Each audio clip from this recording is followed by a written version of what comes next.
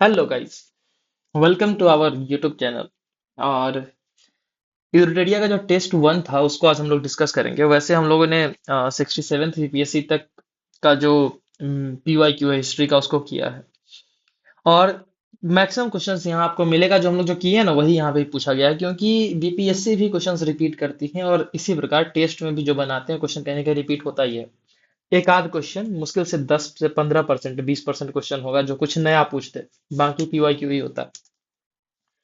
तो जो पहला क्वेश्चन था, वो था शॉर्ट आंसर लिखना था। उसके बाद दूसरा एक लॉन्ग था, एक और लॉन्ग था, तो तीन क्वेश्चन यहाँ थे, फिर डीआई था। तो जैसा कि होता है कि हम भी जो टेस्ट लिखे एक सर्टेन टाइम लिमिट में मैंने भी लिखा है, और उसी हिसाब से हम लोग करेंगे कि कैसे उसको हम टैकल किए थे।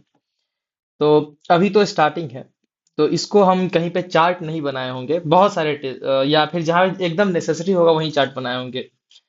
और अभी आंसर निकालना और कैलकुलेशन को फास्ट करने पे ध्यान देना ज्यादा उचित होगा। फिर आप उसको सजाना सीखिएगा, डेकोरेट करना धीरे धीरे सीख ही जाइएगा। तो पहला जो था, सेक्शन टू का ही बात कर लें, तो पहला क्वेश्चन जो था ये, इसी को हम लोग डिस्कस करते हैं पहले। तो इसमें एक ऑटोमोबाइल कंपनी है, वो एक पाई चार्ट में दिया हुआ है कि प्रोडक्शन करती है, मैन्युफैक्चरिंग करती है, तो जिसमें कि 30% कुछ कर रही है फोर व्हीलर 1200 सीसी का, या 150 सीसी का 120% मोटर बाइक्स करती है, ऐसे करके पूरा है डेटा वो। फिर कुछ बेसिक क्वेश्चन इसे किए गए, बेसिक क्वेश्चन ही थे।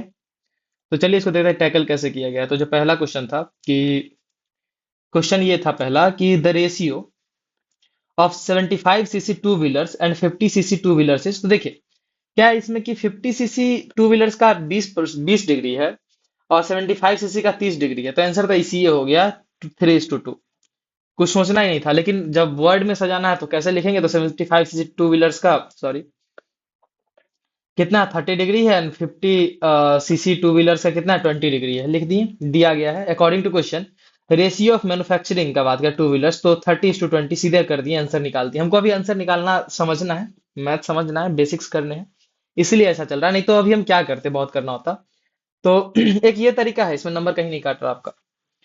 उसके बाद अगर थोड़ा और डीप जाना है तो गिवन ये फिर रेशियो का बताते कि अच्छा रेशियो यहाँ पे लिखते 70 सीसी, और बहुत होता तो यहाँ पे लिख सकते थे 70 सीसी इज टू 50 सीसी, और उसके बाद यहाँ पे आगे रेशियो निकालते, तो ये भी एक तरीका था। या बहुत लोग करेंगे कि इसको परसेंटेज में बदलेंगे, जरूरत ही नहीं है उसका, क्यों बदलिएगा, वो मांग तो नहीं रहा। तो आगे चलते हैं, अगला क्वेश्चन में क्या कहता है कि the percentage of 150 CC motor bikes in total production of the company, simple है। देखिए यहाँ पे डिग्री में है ना, तो डिग्री में टोटल कितना होता है, टोटल डिग्री 360 होता है। तो 360 में हम लोग को कितना निकालना है, कितना परसेंटेज पूछ रहा है, तो 150 सीसी कितना है, तो 120 है, तो 120/360 मतलब 33%। क्वेश्चन तो आंसर इसी आ गया, लेकिन लिखेगा इसे इसको कि the angle of 150 CC motor bikes in manufacturing was 20 degree, and according to question percentage is equals to angle given बटा 360 into 100। यहाँ पे ये फॉर्मूला लिख दिए हैं, जो कि अच्छा है। फिर 1 सीसी मोटर बाइक्स कर दिए तो 120, ये आंसर आ गया। फिर लिखते हैं हेंस, यहाँ पे लिखना होता तो hence 33.33% was the share of 150 CC motor bikes, ये करके लिख देते तो हो जाता एक अच्छा आंसर। फिर अगला है, सी का बात करें तो सी कह रहा है कि if the number of 75 CC two wheelers manufactured in a month is 2700। देखिए 75 सीसी दे रहा है 2700, तो उस महीने में टोटल कितना मैन्युफैक्चरिंग हुआ ये पूछ रहा है। तो देखिए 75 सीसी 30 डिग्री है, तो 30 डिग्री का वैल्यू 2700 है। तो 1 डिग्री का कितना हो गया 900, तो 36 डिग्री का कितना हो गया, तो इसे 36 × 9 कर लेंगे। तो इसी प्रकार यहाँ पे भी होगा कि यहाँ पे दिया है ना, हाँ, given angle of manufacturing 75 cc is 30 degree and the number of 75 cc bikes manufactured 2700, according to question 30 degree of pie chart is equal to 2700, ऐसे लिख दिए, हाँ। दस total bikes that is 360 degree is equal to 2700/30 into 360 is equal to 32400, मतलब 32,400। तो इसको आप ऐसे कर सकते हैं कि ये तरीका है। उसके बाद हिंस लिख दीजिएगा तो थोड़ा अच्छा भी लगता है। फिर उसके बाद अगला क्वेश्चन था कि in a given period the total number of vehicle manufactured by the company is 7,200 and the total number of 1,000 cc cars among them is। तो क्या है ना कि गिवन पीरियड में जो 7200 टोटल है, तो उसी पीरियड में एंगल जो है इसका 1000 से का वो 70 डिग्री है। तो टोटल 7200 है, तो 360 का वैल्यू 7200 हो जाएगा। टोटल डिग्री तो 360 होता है, तो उसमें 70 का वैल्यू निकाला, तो 7200 में कितना होगा, तो 1400 आंसर इसका आ गया। तो ऐसे करके आप बना सकते थे। 36 दूनी 72, 7 दूनी 14। तो ये हो गया पहला। और दूसरा में चार्ट की जरूरत थी, जैसे कि दूसरा क्वेश्चन था कि ये यहाँ पे दिया हुआ है, लाइन ग्राफ दिया हुआ है। अब इसको हम लोग कैसे करना है, तो चार्ट में कम से कम बदलना होगा ताकि आसान हो पढ़ने में। तो पहला ही क्वेश्चन इसका था, चार्ट में बना दिए। देखिए पहला स्टेप ये था मेरा कि लिख दिए ईयर, प्रोडक्शन लिख दिए, और ये हो गया हमारा पहला चार्ट। फिर क्वेश्चन से शुरू करते हैं। ये कहता है कि what is the percentage change in targeted production from 2004-05 to 5-6। 4-5 से 5-6 में टारगेटेड प्रोडक्शन में परसेंटेज चेंज कितना है। देखिए कितना बढ़ गया कितना घट गया। टारगेटेड कितना है, देखिए लक्ष्य उत्पाद या टारगेटेड प्रोडक्शन का बात करें, जो डॉट से दिखाया गया है। तो 4-5 में कितना था, डॉट वाला देखिए, देखिए 4-5 में था 210 था, 5-6 255 हो गया। मतलब कितना बढ़ गया, 45 बढ़ गया। अब 45 बढ़ा है ना, तो किसमें बढ़ा है, 210 में बढ़ा है। तो आंसर 210 बता 45 हो जाएगा। देखिए हम यहाँ पे क्या किया, टारगेटेड प्रोडक्शन इतना है, मतलब 1000 में था, तो 210,000 हो गया। एंड 255,000 हो गया उसके बाद 5-6 में। और according to question percentage change in the target production, तो प्रोडक्शन इन 5-6 माइनस 4-5 बटा प्रोडक्शन इन 4-5 इंटू 100, तो ये कर दिए। और ये हो गया 21.43% इंक्रीज आंसर। तो ऐसे करके फिर बी कह रहा था, इसमें थोड़ा हम कर सकते थे। इसमें क्या हुआ कि क्वेश्चन शुरू में हम थोड़ा कुछ और ही पढ़ लिए थे उसका। हमको लगा क्या सो ये चेंज डिफरेंस पूछ रहा है, लेकिन वो डायरेक्ट ही पूछ दिया था। क्वेश्चन को आसान ही किया था बाय द वे। क्वेश्चन ये था कि which year was the percentage of actual production with respect to target production was highest. तो यहाँ पे ये थोड़ा होता है यहाँ पे कि एक्चुअल प्रोडक्शन दिया हुआ 195, टारगेटेड 144 सब ईयर का, जिसमें ज्यादा था। ये क्या बोलते हैं, टारगेटेड प्रोडक्शन एक्चुअल से उसको नहीं लिखना है, क्योंकि हाईएस्ट पूछ रहा है। तो तीन जगह ज्यादा था, तीनों को पहले काट दिए। इसमें फिर 186, 125 था, 184, 210 था। अब इसका परसेंटेज निकाला है, तो 135, 148, 135 तीन ही जगह आएगा, क्योंकि बाकी जगह तो कम है, तो उसको काट देंगे, आसान होता है। 69 में भी ऐसा काट दिए थे जहां पे ऐसा था, तो हमको फिर भी 72 आउट ऑफ 72 दिया था, तो वो सही होता है, कह सकते हैं आप। और यहाँ पे हाईएस्ट कितना था, तो 3-4 में 148.8%। इसको यहाँ पे कैलकुलेट कर सकते थे, कैलकुलेट करना था हम। थोड़ा इसमें जल्दी ज्यादा करने के चक्कर में शायद ऐसा कर दिए, लेकिन करना था ऐसा। फिर वहां पे 148.1 ये लिखना यहाँ पे पड़ता है, as per the above calculation the highest actual production percentage was in 2003-04, that is for 148.8%। उसके बाद अगला क्वेश्चन था कि what is the ratio of the number of years in which the actual production was above the average actual production. Average actual production पहले निकालना होगा, फिर actual production कितने साल ज्यादा था, नंबर ऑफ ईयर्स पूछ रहा है। तो to the number of years at which the actual production was below the average actual production, तो रेशियो पूछ रहा है। अब कम कब था ज्यादा कब था, दोनों का रेशियो निकालना है। तो द एक्चुअल प्रोडक्शन का बात करें, तो इतना लिख दिए कि ऐसा ऐसा प्रोडक्शन था। 10 एवरेज प्रोडक्शन निकाल दिए यहाँ पे, तो एवरेज मेरा 209 आता है। As per data the actual production was greater than the average actual production in 2004-05 and 6-7। और इसके बाद ये तो कम ही कर दिए ना, एक ही चीज निकाल के छोड़ दिए। The ratio of the actual production was above the average actual production. हाँ, तो 2 साल ही ज्यादा था ना। अभी दोनों का फिर ये रेशियो निकाला, 6 टोटल डेटा है ना, 1 2 3 4 5 6। तो इसका रेशियो जो हो जाता वो 1:3 हो जाता, या 2:6 हो जाता। तो आंसर इसका यहाँ पे ये होना चाहिए था।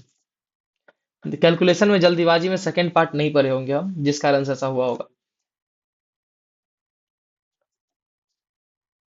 क्या है, what was the average through the number of years in which the actual production was below. तो ज्यादा कब था और कम का दोनों का रेशियो, तो 1:3 हो जाएगा रेशियो, क्या कि ज्यादा 2 बार था और कम। सॉरी सॉरी, ये गलती, ये भी शायद अभी गलत ही कर रहे हैं, सॉरी। इसको सही करते हैं।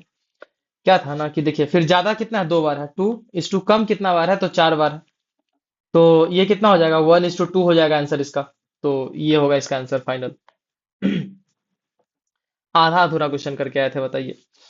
अब अगला है कि find the ratio of the sum of targeted production for year 2003, 2, 3, 5, 6 and 6-7 to the sum of actual production of the years. तो देखिए सम ऑफ टारगेटेड प्रोडक्शन और एक्चुअल प्रोडक्शन का रेशियो पूछ रहा है स्पेसिफिक ईयर्स में, तो हम निकालेंगे कि टारगेटेड प्रोडक्शन इतना था इन तीनों साल में, सॉरी, इन तीनों साल में टारगेटेड ये था, फिर इसका टोटल टारगेटेड प्रोडक्शन इतना था, फिर एक्चुअल प्रोडक्शन सेम ईयर में इतना था, और एक्चुअल प्रोडक्शन टोटल इतना था, तो दोनों का रेशियो निकाल दें यहाँ पे। और रेशियो को सिंप्लीफाई जरूर कीजिएगा, पॉइंट में क्यों ना है, क्योंकि अगर सिंप्लीफाई नहीं कीजिएगा तो अगर इतना लिख के कोई छोड़ देता ना कि नहीं कट रहा है चलो छोड़ देते हैं, तो बहुत बार ऐसे में जीरो नंबर भी दिया है, तो इसको सिंप्लीफाई करना चाहिए। अब हम आते हैं एक्चुअल इस पे। हमारा हो गया डीआई का सारा क्वेश्चंस, और इसको आप लोग देखिएगा आराम से, पीडीएफ हो जाएगा अवेलेबल। अब हम लोग आते हैं जो ये क्वेश्चंस आते हैं अब इसका, चार्टर एक्ट ऑफ 1813 आ गया फिर। तो उस समय क्या था ना कि ये एक नया क्वेश्चन है। नया इसलिए है कि जैसा कि ट्रेंड है बीपीएससी का, देखिएगा ना, तो ट्रेंड ये दिखाता है कम से कम कि 1857 के बाद की हिस्ट्री को उसको पूछना है। और अक्सर ही क्या करेगा बीपीएससी आपके साथ कि 1858 का पहला लॉ पूछा था, दूसरा 1892 का पूछा था, तीसरा 1861 का पूछा है। तो कहीं ना कहीं दिख रहा है कि बीपीएससी उसे पीछे नहीं जाने वाला। तो मेरा यही होता है कि भाई जब पीछे बीपीएससी पूछ ही नहीं रहा तो क्यों जाए पढ़ने। तो इसलिए हम इसको ज्यादा तवज्जो नहीं देते, लेकिन बेसिक तो पता होता है। तो क्वेश्चन ये था कि what were the how did the provisions of charter act 1813 affect the social economic and religious aspect. तो इसमें कुछ चीजें हम लोग पढ़ते हैं अपने इतिहास में। तो इसको हम शुरू कैसे किए, the charter act of 1813 was the continuation of charter acts of British. It had unique provisions related to the education religion consolidation of East India rule in India. फिर provision of charter act in 1813 का बात करें तो religious सीधा वहीं पे पहुंच गया, रिलीजियस पे क्या था। तो क्रिश्चियन मिशनरी का आगमन को वो बोल दिया था कि आप आ सकते हैं, ये हुआ था। Starting the forced conversion, tribal से फोर्स्ड कन्वर्जन इसी के बाद शुरू होता, तो उसको ये कहीं सिग्निफाई करता है, तो एक रिलीजियस बात हम लिख दिए। उसके बाद था इकोनॉमिक प्रोविजन, क्या था, control of trade off EIC को रिस्ट्रिक्ट किया गया था। उधर नेपोलियन फ्रांस में जो बोला फ्रांस फ्रेंच अलाइज को कि आप यहाँ से ईस्ट इंडिया कंपनी या इंग्लिश ब्रिटेन से क्या कीजिए कि ट्रेड नहीं कीजिए, रोक दीजिए। जिस कारण से वहां का जो डोमेस्टिक कंपनी था ब्रिटिश का, वो चाहता था कि कॉलोनियल एरिया में जाकर हम एक्सप्लोर कर अपने ट्रेड को, जिस कारण से मोनोपोली ऑफ ईआईसी को रोका गया था, तो ये हुआ था। उसके बाद gave further opportunities to other companies, जैसे कि कुछ कंपनीज थे मर्चेंट ऑफ द ईस्ट कुछ करके, एक दो कंपनी था जो मर्ज हुआ था बाद में ईस्ट इंडिया में।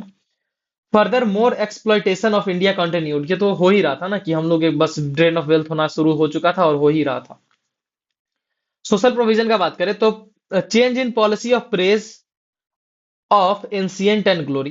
क्या होता था कि ब्रिटिश का 1813 से पहले एक पॉलिसी था कि हम लोग को प्रेज की, कोई भी जब वो ब्रिटिश हम लोग को पेनिट्रेट करने के लिए प्रेज करना शुरू किया कि भारत इतना महान था, ये राजा वो राजा, ये वेद वो वेद, शुरू में किया।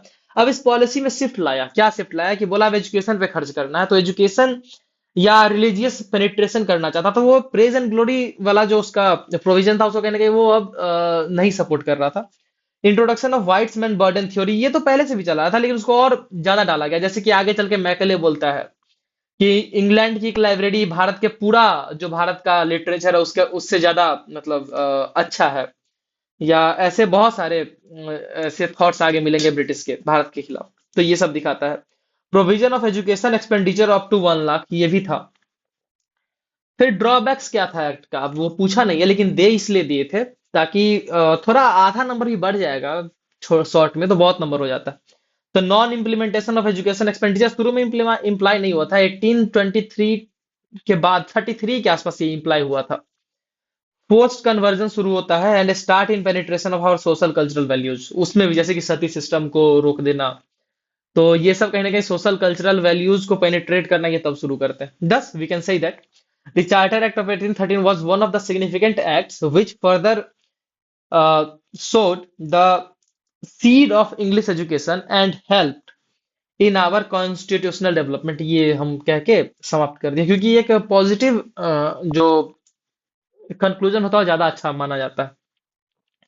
अगला क्वेश्चन का बात करें तो अगला क्वेश्चन कहता है कि elucidate the role of literature in rise in Indian nationalism. तो इसको शुरू करने का इससे अच्छा कोट तो नहीं मिलेगा कि literature is the mirror of society. कोई भी साहित्य जो है वो समाज का दर्पण ही होता है।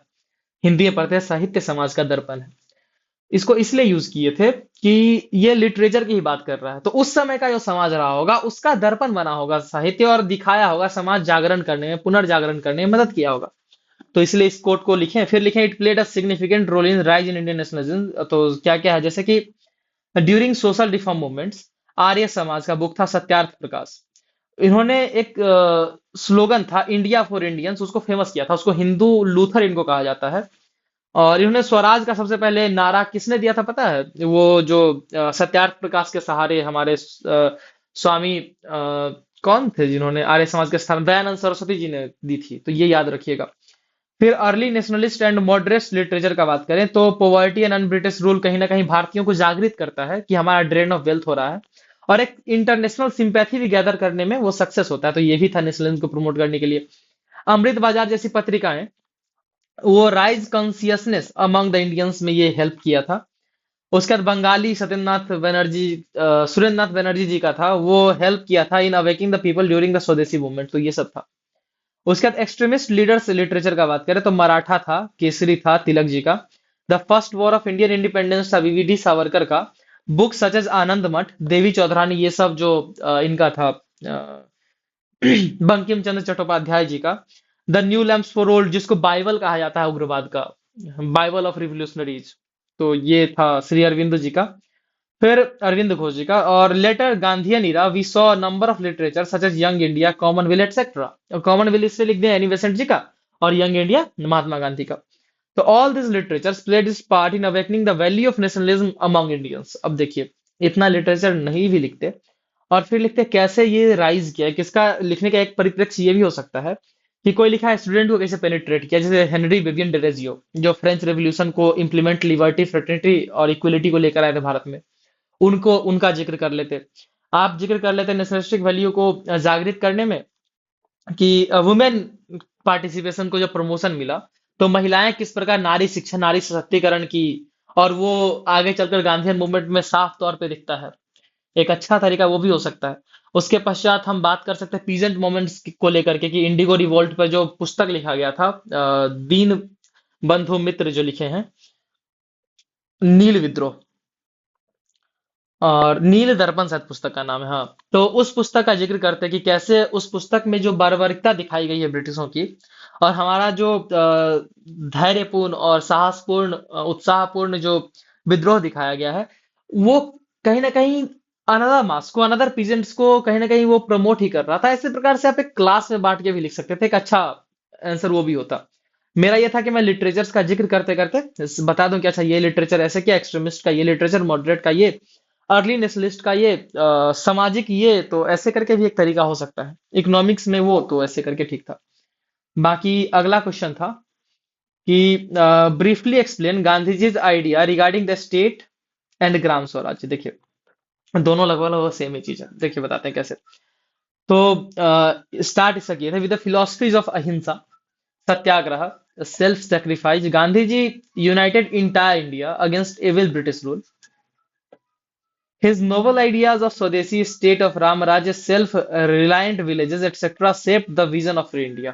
ये एक इंट्रो था। बाय द वे थोड़ा बड़ा हो गया, लेकिन इसमें कंटेंट बहुत नहीं है हम लोग के पास, तो इसको थोड़ा बड़ा कर भी दिया इंट्रो, तो वो लगा कि अच्छा सारा बात तो लोगों इंट्रो में बता ही दिया है।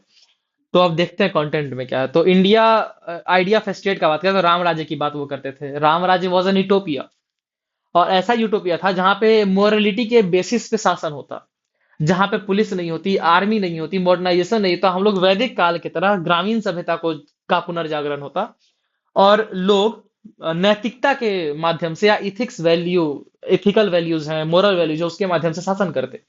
एक वो था। It had ethical and moral governance, Ram राज्य में अपना इथिकल एंड मोरल गवर्नेंस होता। People will be mainly free from the fear of police law etcetera, कोई लॉ नहीं था, कोई पुलिस नहीं था उस राज्य में। It was focused only on the moral governance of the people, ये था। The Ram Rajya of Gandhi ji was highly emphasized on the Vedic age village concept, तो ये था उनका। तो स्टेट वो ऐसा ही राम राज्य ही चाहते थे, लेकिन इसको लिखने का दूसरा तरीका बता रहे हैं, क्योंकि उस समय मुझे यही समझ आया तो लिख दिया था मैंने। दूसरा तरीका ये होता कि एक स्टेट कैसा होना चाहिए, तो राम राज्य जैसा होना चाहिए। इसके अतिरिक्त उसका इकोनॉमी कैसा होना चाहिए, तो इसमें सेल्फ सफिशिएंट का बात करते हैं। उसका एजुकेशन कैसा होना चाहिए, तो नई तालीम का बात करते हैं। उसका इंफ्रा कैसा होना चाहिए, तो इंफ्रा का बात को विलेज लेवल पे या डिसेंट्रलाइज्ड होना चाहिए। उसका एडमिनिस्ट्रेशन का बात करता है, एडमिनिस्ट्रेशन, तो वो कैसा डिसेंट्रलाइज्ड होना चाहिए।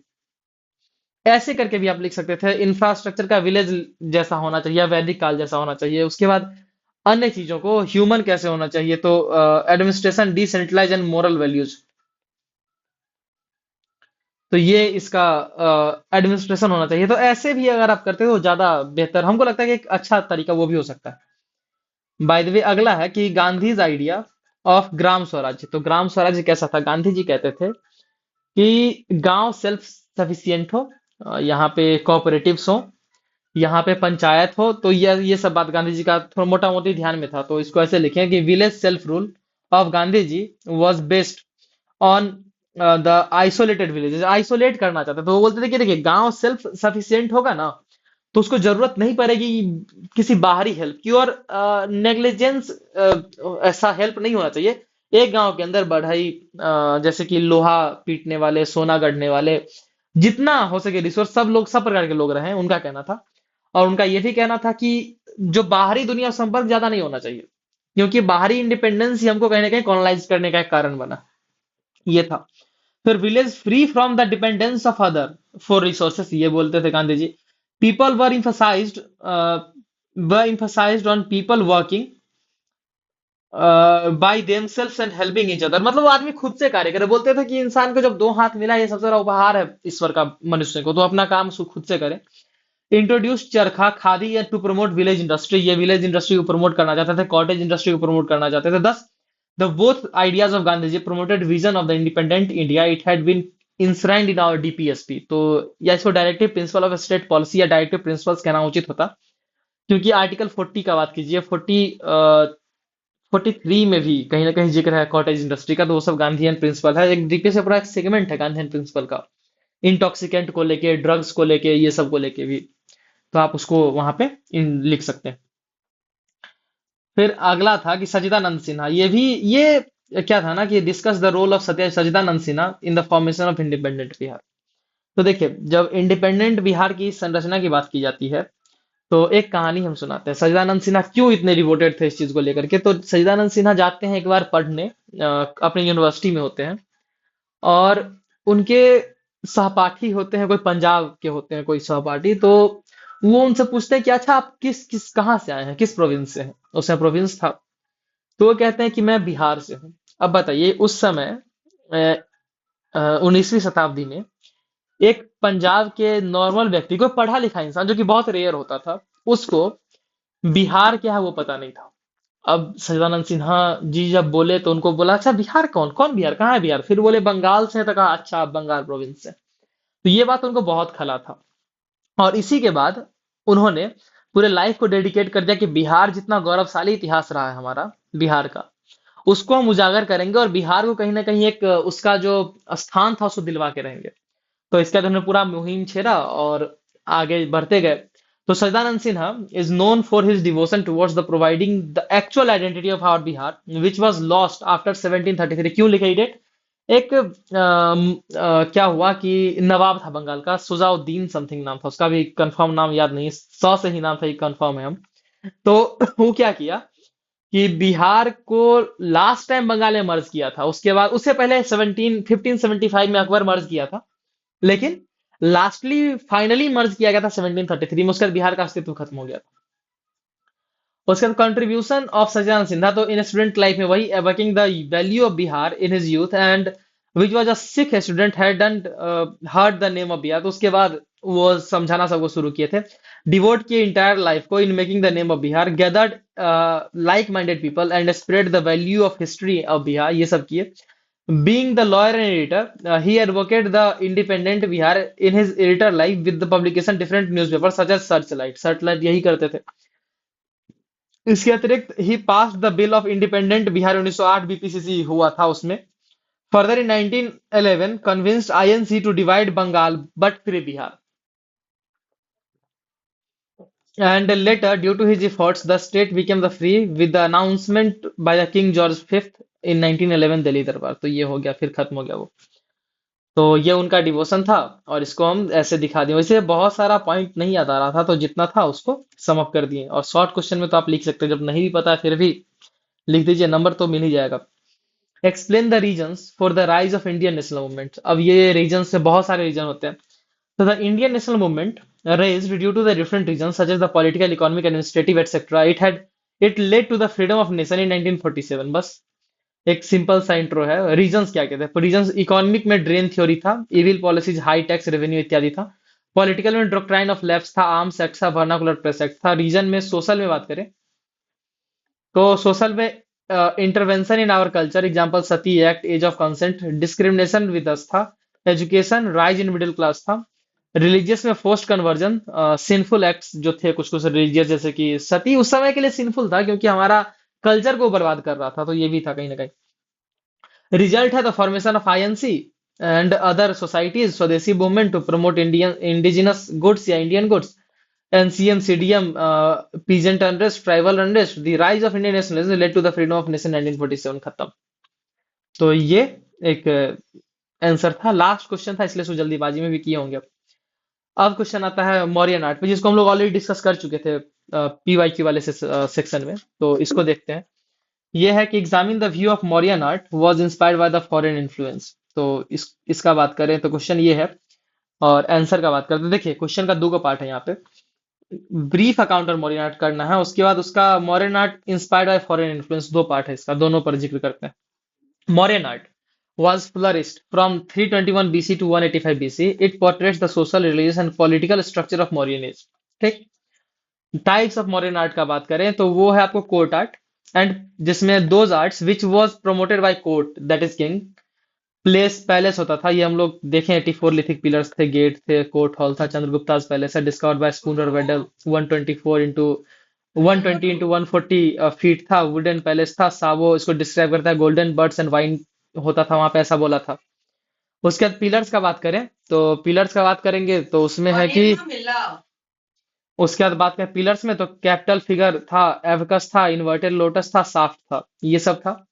हाइट 50 फीट होता था पिलर का, वेट 50 टन के आसपास होता था। टाइप धम और प्लेन था, ओप पॉलिश था, मोस्ट अशोक बनाया था। तो ये सब थे इसमें, अशोक बनाए थे बाय द वे। स्तूपा का बात करें तो स्तूपा में छत्र, हर्मिक अंड, मेदी, वेदिका, तोरण इत्यादि होते थे। और छत्र में तीन होते थे, बुद्ध धम्म संघ को रिप्रेजेंट करता हुआ। हर्मिका रिलिक्स जो होते थे उसको स्टोर किया जाता था। अंड में ट्रेजरी एंड ऑफ स्तूप होता था। मेदी जो बेस ऑफ अंड होता था। तोरण, इस मेदी का ही चक्र चक्कर लगाया जाता था वहां पे। कभी भी लगा, जब जाइएगा ना स्तूपा में चक्कर लगाते हैं हम लोग, तो मेदी का ही लगाते हैं। चार गेट होते हैं और वेदिका आउटर वॉल होता है। फिर क्वाइंस का बात किया था, पंच मार्क क्वाइंस, इसमें मून, मोर, ये सब बना, मोर आदि बना होता था इसमें। मेनली सिल्वर होता है। एनिमल्स, मून, सन, ये सब इनग्रेव्ड होते थे। और बैलेंस्ड इकोनॉमिक स्ट्राटा को दर्शाता है मौर्यन टाइम के। और ये चांदी का बना था, ठीक है। फिर लोकल आर्ट्स का बात करें तो these arts were prepared by locals such as sculpture। तो फोक रिलीजन को दर्शाता है, प्रोवाइड करता है social information of that time. Types था स्टोन स्कल्पचर, जिसमें यक्षिनी ऑफ दीदारगंज थी, Jain, torso in Patna etcetera थे। और यक्षिनी ऑफ दीदारगंज में फीमेल ब्यूटी को दिखाया गया है। फ्लो मूवमेंट था उसमें, फोक लोर रिप्रेजेंट किया गया है। Starting phase of idol worship को प्रमोट करता हुआ दिखाया गया है। टेराकोटा स्कल्पचर का बात करें तो इन्वॉल्व करता है गॉड्स को, टॉयज को, बीड्स को एक्सेट्रा को। Popular for no repetition and flow movement. God idol maker को देवता कारो भी कहते थे। फिर पॉटरी का बात करें तो एनवीपीडब्ल्यू था, पॉटरी वॉज फेमस। कलर था jet black, steel blue, and उसके बाद लग्जरियस आइटम के रूप में इसको प्रमोट किया जाता था। केव्स का बात करें तो केव्स में ये मतलब फाउंड इन नागार्जुन एंड बराबर हिल्स, जीवक सेट के लिए बनाया था। ऑफ पॉलिश होता था, सिलिंड्रिकल क्यूबॉइडल शेप होता था इसका, ऑर्नामेंटेड गेट्स होते थे। फॉरेन इन्फ्लुएंस का बात करें तो मौर्यन पैलेस जो था उसको पर्सिया के आर्किटेक्चरल डिजाइन से इन्फ्लुएंस बताया जाता है। Use of monolithic pillars in palace, court hall, ये सब वहां से इंस्पायर था। पिलर का बात करें तो ईरानियन हक्कामनी किंगडम से इंस्पायर्ड था वो। और इसमें कैपिटल फिगर, जैसे वहां पे ह्यूमन होता था, यहाँ पे हम लोग जानवर कर दिए। इन्वर्टेड लोटस की जगह कुछ और होता, बेल्स होते थे वहां पे इन्वर्टेड लोटस की जगह पे। फिर पेडेस्टल उसमें होता था, हम लोग हटा दिए थे पेडेस्टल को, वो मल्टीलिथिक था, हम लोग मोनोलिथिक कर लिए थे। फिर टेराकोटा बीड्स का बात करें तो ये बात करेंगे तो ये रोमन इंपायर से इंस्पायर्ड था।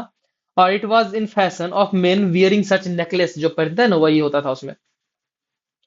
फिर overall, we didn't copy the foreign blindly. We took inspiration from the world. It was also inspired the Indian Harappan culture. Inspired from the Indian Harappan culture, not only the foreign style. The Mauryan art provides us the glimpse of past, promotes our Bihar's glory, and also shows our religious our relations to the entire world. तो ये एक अच्छा answer था। अगर वो average से तो ज्यादा ही नंबर मिलेगा, क्योंकि आप सारा एस्पेक्ट दिखाए हैं। उसके बाद अंतिम क्वेश्चन पे आते हैं। अंतिम क्वेश्चन था कि British imperialistic policies spark the series of powerful peasant revolts in India. ये हुआ। इलाबोरेट करना है स्टेटमेंट को, एंड ब्रीफली डिस्कस करना है मेजर पीजेंट रिवॉल्ट्स। तो यही है। तो इस क्वेश्चन को डील करने के बारे में बताते हैं कि अ, इसको शुरू कैसे कर रहे हैं। तो after the battle of Buxar, जिसको माना जाता है कि बैटल ऑफ बक्सर के बाद ही ब्रिटिश सत्ता भारत में स्थापित हुई थी। तो इसके बाद हम बात करते हैं कि British rule was established in India. They came up with different policies to exploit us Indians, which caused the major peasant revolts such as Indigo revolts, Sannyasi revolt etcetera. फिर बात करें तो पॉलिसीज क्या था, तो high land revenue and tax system, like zamindari, Mahalwari, Ryotwari system. Drain of wealth, deindustrialization था उसमें।